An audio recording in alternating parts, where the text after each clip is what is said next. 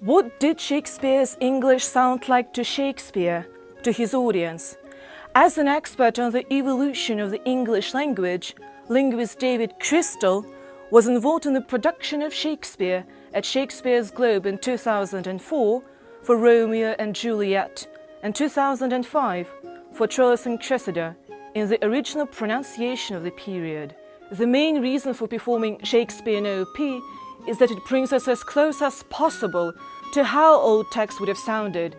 It enables us to hear effects lost when we hear old texts read in a modern way. It avoids the modern social connotations that arise when we hear old texts read in a present-day accent.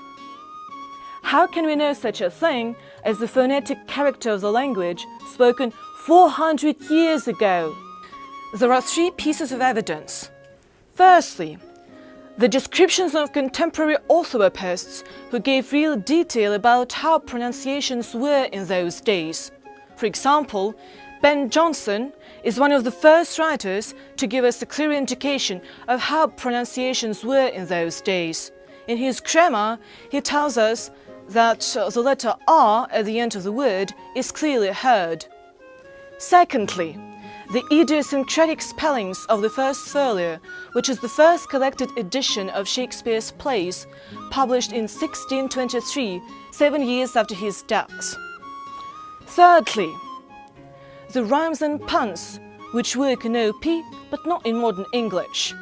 It was discovered that nearly 2/3 of Shakespeare's sonnets have rhymes which do not work in modern English but do work in OP. And now I would like you to hear how Romeo and Juliet sounded to Shakespeare's contemporaries.